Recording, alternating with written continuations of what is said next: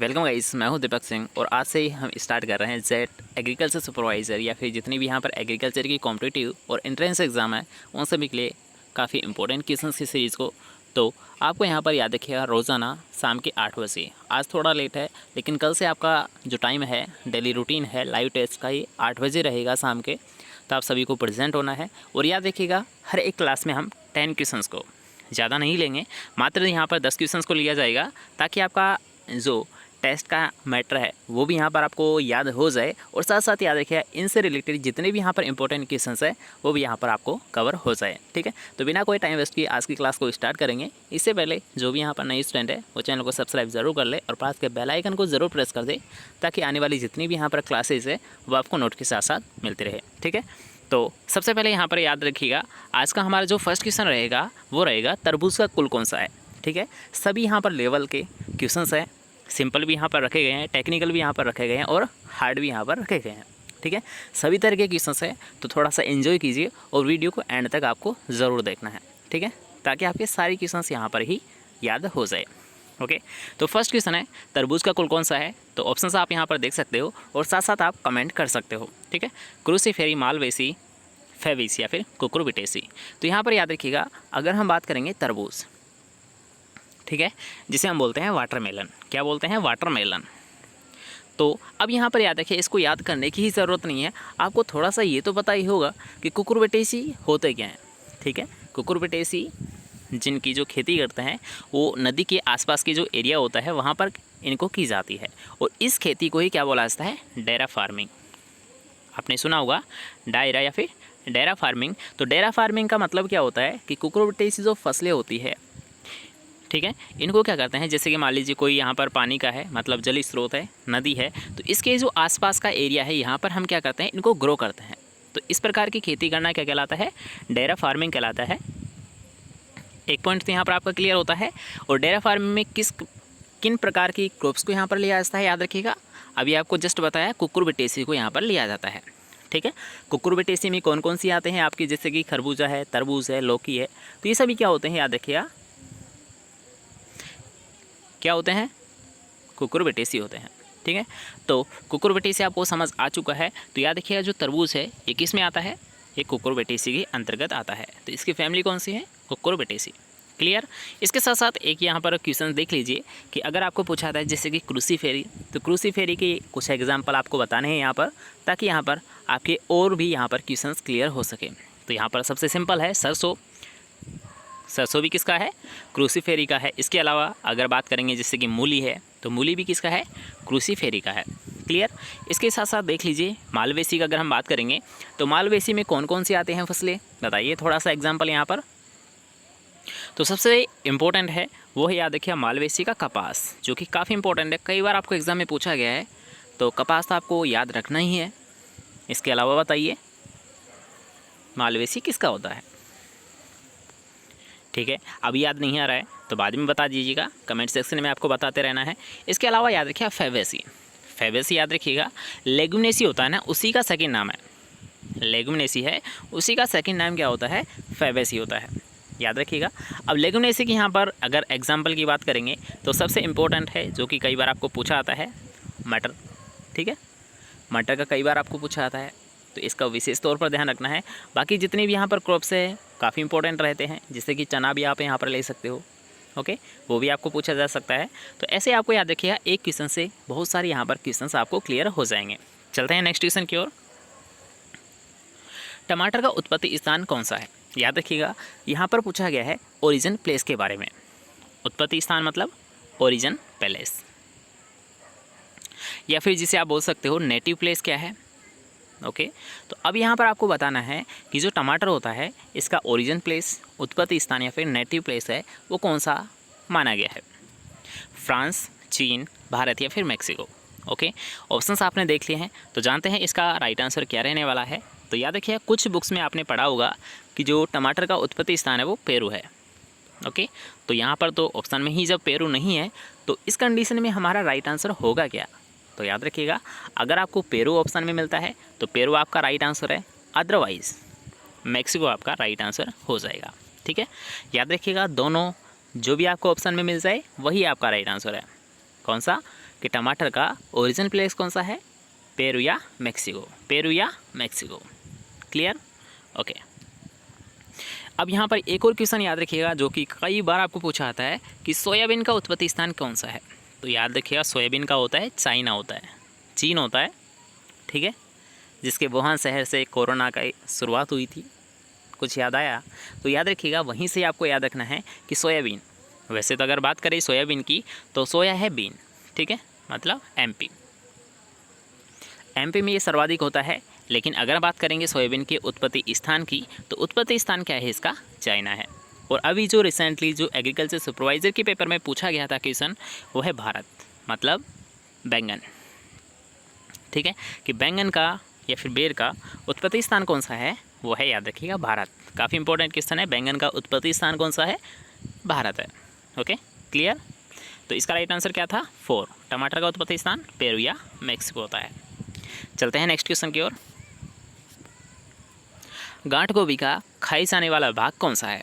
याद रखिएगा इसे हम बोलते हैं इंग्लिश में नोल खोल। क्या बोलते हैं इसे हम, नोल खोल इसे हम बोलते हैं। तो अब ये बताइए कि इसका एडिबल जो पोर्शन होता है, एडिबल जो पार्ट होता है, खाई जाने वाला भाग, वो कौन सा होता है? क्या जड़, तना, फूल या पत्ती? बताइए, जड़, तना, फूल या पत्ती? गांठ गोभी का खाई जाने वाला भाग कौन सा होता है? तो अब यहाँ पर याद रखिएगा गांठ गोभी की अगर बात करेंगे जैसे कि नोल खोल का, तो याद रखिएगा एकमात्र ऐसी फसल है, ठीक है, एकमात्र ऐसी सब्जी भी आप मान सकते हो, एकमात्र ऐसी फसल आप मान सकते हो जिसका तना खाया जाता है। वैसे तो तना तो बहुत का खाया जाता है, क्योंकि अगर आलू की बात करेंगे तो आलू भी क्या है, एक मॉडिफाइड स्टेम है। क्या है, मॉडिफाइड स्टेम है। उसी से यहाँ पर याद रखना है आपको कि याद रखिएगा जो तना खाया जाता है वो गांठ गोभी का भी खाया जाता है, क्योंकि आपको पता है कि जो पत्ता गोभी है और फूल गोभी है उनमें तो क्या खाया जाता है, क्या खाया जाता है, हेड और उसका लिप्स वाला पोर्शन खाया जाता है। लेकिन अगर हम बात करेंगे गांठ गोभी, जो भी याद रखिए कुकुरबिटेसी के अंतर्गत ही आता है और इसका हम क्या कहते हैं, तना इसका हम खाते हैं। ओके, चलिए राइट आंसर कौन सा है, सेकंड ऑप्शन इसका राइट आंसर है। चलते हैं नेक्स्ट क्वेश्चन की ओर कि उमरान एक प्रजाति है, मतलब यहाँ पर आपको वैरायटी पूछी गई है कि उमरून जो उमरान है ये किसकी वैरायटी है, लौकी, बैंगन, बेर या फिर मटर। ओके, तो आते हैं हमारे क्वेश्चन पर कि उमरान किसकी वैरायटी है। काफ़ी इंपॉर्टेंट है, कई बार आपको एग्जाम में पूछी जा चुकी है और आगे भी पूछी जा सकती है, ठीक है। तो सबसे पहले याद रखिएगा उमरान है, ये है बेर की वैरायटी है। अब अगर आपको पूछ लिया जाए किस प्रकार की वैरायटी है, मतलब अगेती है, पछेती है या फिर मध्यम है, तो याद देखिए एक पछेती वैरायटी है, पछेती वैरायटी है। इसके साथ साथ एक और यहाँ पर करेक्टर इसका याद रखना कि इसमें क्या होते हैं, बड़े फल आते हैं। उमरान में बड़े फल लगते हैं। क्या लगते हैं, उमरान में बड़े फल लगते हैं। मतलब सबसे पहले आपको ध्यान रखना है उमरान बेर की प्रजाति है, लेट वैरायटी है, मतलब पछेती वैरायटी है। इसके साथ साथ इसमें जो फल लगते हैं ये बड़े आकार, मतलब साइज़ में ये बड़े होते हैं, ठीक है। तीनों पॉइंट यहाँ पर याद रहेंगे। चलते हैं नेक्स्ट क्वेश्चन की ओर। इससे पहले अगर आपको वीडियो पसंद आ रही है तो वीडियो को लाइक आपको बनता है, इसके साथ साथ शेयर आपको ज़रूर करना है, ताकि इस यहाँ पर जो टेस्ट लग रहा है इसको ज़्यादा से ज़्यादा स्टूडेंट यहाँ पर अटेंड कर पाए और उनकी भी जो आकलन कर पाए कि उनकी तैयारी कितनी है और कैसा उनका पेपर रह सकता है, ठीक है। तो यहाँ पर स्पेशल जेट और एग्रीकल्चर सुपरवाइज़र के हैं, बाकी ये जितने भी आपकी जो कंपटीशन एग्ज़ाम है उनके लिए यहाँ पर ये सीरीज़ काफ़ी इंपॉर्टेंट है, ठीक है। तो शेयर आपको ज़रूर करना है, तो जस्ट आप अभी भी शेयर कर सकते हो, अदरवाइज़ आप स्टेटस पर इस वीडियो के लिंक को शेयर कर सकते हो, ठीक है। चलते हैं नेक्स्ट क्वेश्चन की ओर कि नारियल में खाए जाने वाला भाग कौन सा होता है। काफ़ी इंपॉर्टेंट क्वेश्चन है, कई बार आपको एग्जाम में पूछा जा चुका है और याद रखिएगा ये एनआईसी की जो एग्ज़ाम है उसमें भी ये क्वेश्चन पूछा गया है। तो चलिए बताइए, फलवेती, मध्य फलवेती, पुष्पासन या फिर भ्रूणपोष। बताइए क्या खाया जाता है, नारियल में कौन सा भाग खाया जाता है, फलवेती, मध्य फलवेती, पुष्पासन या फिर भ्रूणपोष। तो यहाँ पर याद रखिए अगर हम बात करेंगे नारियल, तो नारियल का जो भ्रूणपोष होता है इसे खाया जाता है। मतलब इसका राइट आंसर क्या हो जाएगा, 4 ऑप्शन इसका राइट आंसर है, ठीक है। जिसे हम बोलते हैं एंडोस्पर्म। क्या बोलते हैं, जिसे हम एंडोस्पर्म भी बोलते हैं। इंग्लिश में भी याद रखिएगा एंडोस्पर्म बोला जाता है। ठीक है, नारियल का जो खाए जाने वाला भाग होता है वो क्या होता है, एंडोस्पर्म या भ्रूणपोष, एंडोस्पर्म या भ्रूणपोष। ओके, तो इसके साथ साथ याद रखिएगा एक और यहाँ पर क्वेश्चन आपको लगातार पूछा आता है कि जो मध्य फल वित्ती है ये किसकी खाई जाती है। तो सबसे सिंपल आप याद रख सकते हो, आम पपीता, इन दोनों का ही क्या खाया जाता है, मध्य फल वित्ती खाया जाता है। ठीक है, अगर बात करता हूँ यहाँ पर बनाना मतलब केला, तो केले का खाया जाता है, याद रखिए पेरिकार्प। क्या खाया जाता है, पेरिकार्प भी आप बोल सकते हो या फिर एंडोस्पर्म भी आप बोल सकते हो। ठीक है, केले का अभी छोड़िए, थोड़ा सा यहाँ पर कन्फ्यूज़न है क्योंकि ये ऑप्शंस के ऊपर भी डिपेंड करता है कि केले का कौन सा भाग खाया जाता है। ठीक है, यहाँ पर याद रखिए मध्य फल वित्ती है ये आम और पपीता की खाई जाती है। इसके अलावा पुष्पासन की अगर बात करूँगा तो यहाँ पर याद रखिए पुष्पासन, या फिर इसे छोड़िए, दो का यहाँ पर विशेष तौर पर ध्यान रखना। यहाँ पर क्वेश्चन काफ़ी इंपॉर्टेंट पूछा जाता है कि सेब और लीची, एक तो होता है लीची, एक होता है सेब। ठीक है, तो अब यहाँ पर याद रखिए लीची का खाया जाता है फ्लेसी एरिल, फ्लेसी एरिल काफ़ी इंपॉर्टेंट है, याद रखना कि लीची का खाई जाने वाला भाग कौन सा है, फ्लेसी एरिल। और अगर आपको पूछा जाता है सेब, तो सेब का खोया जाता है, याद रखिए आप फ्लेसी थैलेमस। क्या खाया जाता है, फ्लेसी थैलेमस या थैलेमस। ओके, लीची का फ्लेसी एरिल और सेब का फ्लेसी थैलेमस, याद रखिएगा, दोनों एक साथ आपको याद हो जाएंगे। ओके, नेक्स्ट क्वेश्चन की ओर बढ़ते हैं। निम्न में से भैंस की नस्ल कौन सी नहीं है। क्वेश्चन को आपको सही से ध्यान से पढ़ना है कि कौन सी भैंस की नस्ल नहीं है। तो ऑप्शन के अकॉर्डिंग यहाँ पर बात करते हैं कि मुर्रा, जाफराबादी, नीली रावी या फिर नाली। तो आई थिंक यहाँ पर आपको क्वेश्चन समझ आ गया होगा कि इसमें पूछा गया है कि कौन सी नस्ल नहीं है। ठीक है, तो यहाँ पर अगर बात करेंगे मुर्रा, तो मुर्रा बिल्कुल भैंस की नस्ल है, जाफराबादी बिल्कुल ये भी है, नीली रावी ये भी है और नाली नहीं है। ठीक है, तो इसका राइट आंसर क्या हो जाएगा, चौथा। मतलब क्यों, क्योंकि याद देखिए नाली भैंस की तो नहीं है, मतलब भेड़ की यहाँ पर नस्ल है। किसकी, ये एक भेड़ की नस्ल है। तो यही तो क्वेश्चन पूछा गया था कि भैंस की कौन सी नस्ल नहीं है, तो याद देखिए नाली भेड़ की नस्ल है, भैंस की नहीं है। ठीक है, तो राइट आंसर तो 4 है। इसके अलावा एक एक यहाँ पर विशेष तौर पर करेक्टर ध्यान रखिए कि मुर्रा है ये जेट ब्लैक कलर की होती है। इसका विशेष लक्षण है ये कि ये काली स्याही के रंग के जैसा इसका कलर होता है, किसका, मुर्रा का। ठीक है, और मुर्रा को खुंडी के नाम से भी जाना जाता है, याद रखिएगा मुर्रा को खुंडी के नाम से भी जाना जाता है। ओके, और इसके जो दूध होता है इसमें 5.5% फैट पाई जाती है, वसा पाई जाती है, इसको भी आप याद रखिएगा। इसके अलावा बात करेंगे जाफराबादी, तो जाफराबादी का आपको पता है, क्या पता है, चलिए बताइए। तांबे जैसा कलर, जाफराबादी का कॉपर या तांबे जैसा कलर इसका होता है। ओके,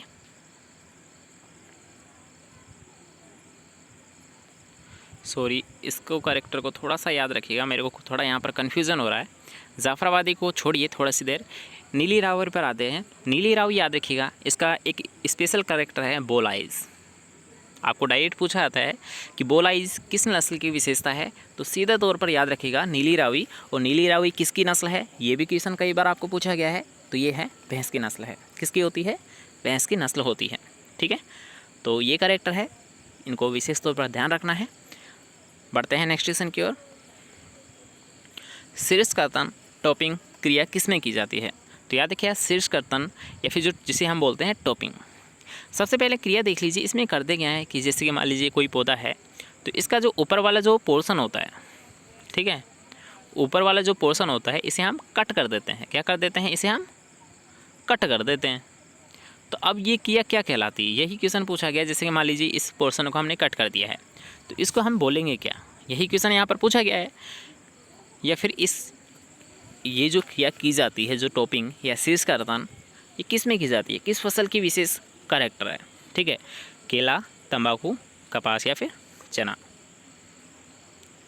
तो यहाँ पर याद रखिए टॉपिंग की अगर बात करेंगे तो टॉपिंग है विशेष तौर पर ये की जाती है मुख्यतः तंबाकू में। टॉपिंग क्रिया है ये विशेष तौर पर किस में की जाती है, इंटरकल्चरल जो ऑपरेशन है ये किस फसल का होता है, तंबाकू का होता है। ठीक है, याद रखिएगा, कई बार आपको एग्जाम में पूछा गया है, रिपीटेड क्वेश्चन है। लेकिन अब इसको तो आपने याद रख लिया कि सीड्स करते हैं या टॉपिंग किस में करते हैं, तंबाकू में करते हैं। लेकिन इसके साथ साथ आपको एक और विशेष तौर पर ध्यान रखना है कि जो निपिंग की जो क्रिया की जाती है, चने में की जाती है। ये भी कई बार आपको पूछा आता है, लगभग ये सेम क्रिया होती है, बस यहाँ पर नाम थोड़ा सा चेंज किया गया है कि तंबाकू में इसे हम टॉपिंग कहते हैं, सीड्स कर्तन कहते हैं, और चना में हम इसे निपिंग कहते हैं। ठीक है, चने में निपिंग क्रिया की जाती है और टॉपिंग क्रिया तंबाकू में की जाती है। ओके, चलिए नेक्स्ट क्वेश्चन बताते हैं। नेक्स्ट क्वेश्चन में आपको पूछा गया है कि डीएपी में नाइट्रोजन कितना प्रतिशत होता है। काफ़ी इंपॉर्टेंट क्वेश्चन है, काफ़ी अच्छा क्वेश्चन है ये। 15%, 18%, 32% या फिर 46%। ऑप्शन आपके सामने हैं। थोड़ा सा यहाँ पर आपको टाइम बेशक ले लेना है, लेकिन क्वेश्चन को यहाँ पर गलत नहीं करना है। ठीक है, यहाँ पर हम बात कर रहे हैं डीएपी मतलब di ammonium phosphate. Di ammonium phosphate में किसका पूछा गया है, नाइट्रोजन का यहाँ पर कंटेंट पूछा गया है कि नाइट्रोजन कितना % इसमें पाया जाता है। तो अब यहाँ पर याद रखिएगा, डीएपी में 1846 का औसतन रहता है। क्या होता है, 1846 का इसमें औसतन होता है। तो क्या हुआ इसका मतलब कि इसमें नाइट्रोजन तो होता है 18%, लेकिन इसमें फास्फोरस जो फॉस्फेट होता है ये क्या होता है, 46% होता है। क्या होता है, 1846 का औसतन होता है, जिसमें 18% नाइट्रोजन पाया जाता है और 46% है ये फास्फोरस या फॉस्फेट पाया जाता है। तो यहाँ पर आपको क्लियर हो चुका है कि इसका राइट आंसर क्या है, सेकंड ऑप्शन, 18% डीएपी में डाई अमोनियम फास्फेट में नाइट्रोजन पाया जाता है। ठीक है, चलते हैं नेक्स्ट क्वेश्चन की ओर। खेत में कंपोस्ट का प्रयोग कब करना चाहिए। काफ़ी अच्छा क्वेश्चन है, काफ़ी लेवल का क्वेश्चन ये भी। तो अब यहाँ पर पूछा गया है कंपोस्ट। कंपोस्ट क्या होती है, जैसे कि आप मान लीजिए जो FIM होता है, ठीक है, उसे आप याद रख सकते हो कि जो FIM है या कंपोस्ट है, इसका प्रयोग खेत में कब किया जाता है, कब करना चाहिए, ये क्वेश्चन आपको पूछा गया है। ऑप्शन पहले आप देख लीजिए, उसके अकॉर्डिंग आपको बताना है कि बुआई के समय, बुआई से 1 सप्ताह पूर्व, बुआई से 1 माह पूर्व या फिर बुआई के बाद। कब करेंगे हम प्रयोग इसका कंपोस्ट का खेत में, जिससे कि हमारी जो फसल है उसकी पैदावार काफ़ी अच्छी हो। ठीक है, उसी के लिए यहाँ पर आपको पूछा गया है। तो सबसे पहले यहाँ पर याद रखिएगा कि जो हम कंपोस्ट का जो प्रयोग करेंगे ये उस समय हम करेंगे जब हम क्या करेंगे, याद रखिए, जैसे कि मान लीजिए हमारा जो खेत है, जो हमारा फील्ड है, इसमें क्या हो, ये कंपोस्ट अच्छी प्रकार से सड़ गल जाए। क्या हो जाए, इसमें अच्छी प्रकार से सड़ गल जाए और इस कंपोस्ट का जो न्यूट्रिशनल वैल्यू है, मतलब पौष्टिक जो पोषक तत्व है, वो क्या हो, हमारी फसल को अच्छी प्रकार से मिल जाए, जिससे उसकी अच्छी ग्रोथ हो। ग्रोथ अगर अच्छी होगी तो उससे हमें पैदावार भी अच्छी मिलेगी। ठीक है, तो इसका यही वैल्यू होती है। अब हम इसका प्रयोग कब करेंगे, यही तो क्वेश्चन यहाँ पर पूछा गया है। तो यहाँ पर विशेष तौर पर ध्यान रखिएगा कि जो कंपोस्ट है इसका जो हम खेत में जो प्रयोग करेंगे, ये करेंगे 1 माह पहले। ठीक है, कब करेंगे, 1 माह पूर्व, जब हमें जो हमारी मुख्य फसल है उसकी हमें जब बुआई करनी है, तो उससे 1 महीने पहले हमें क्या कर देना है, खेत में हमें कंपोस्ट या FIM को डाल देना है, ताकि वो खेत में अच्छी प्रकार से सड़ गल जाए और अच्छी प्रकार से उसमें मिट्टी में मिक्स हो जाए। ठीक है, जिससे हमारी जो फसल है उसको अच्छी प्रकार से पोषक तत्व मिले और पैदावार भी बढ़ जाए। ठीक है, तो कब करेंगे इसका हम प्रयोग, 1 महीने पहले। क्लियर, चलिए नेक्स्ट क्वेश्चन है और आज का हमारा लास्ट क्वेश्चन रहेगा। इसके बाद में एक बार फिर से याद दिला देता हूँ कि कल से आपका जो भी यहाँ पर ये जो लाइव सेशन रहेगा, लाइव टेस्ट का, ये रहेगा शाम के 8 बजे। ठीक है, तो आप सभी को वीडियो की लिंक शेयर कर देना है, स्टेटस पर कॉपी पेस्ट कर देना है, या फिर सब्सक्राइब करके नोटिफिकेशन को ऑल पर सेलेक्ट कर लेना है। ठीक है, चलिए लास्ट क्वेश्चन पर आते हैं। सेंट्रल गोट रिसर्च इंस्टीट्यूट, जिसे हम बोलते हैं CGRI। क्या बोलते हैं हम जिसे, CGRI, मतलब सेंट्रल गोट रिसर्च इंस्टीट्यूट कहाँ पर स्थित है। काफ़ी इंपॉर्टेंट क्वेश्चन है, कई बार आपको एग्जाम में पूछा गया है, रिपीटेड क्वेश्चन है, तो इसको तो आपको याद करना तो बनता है।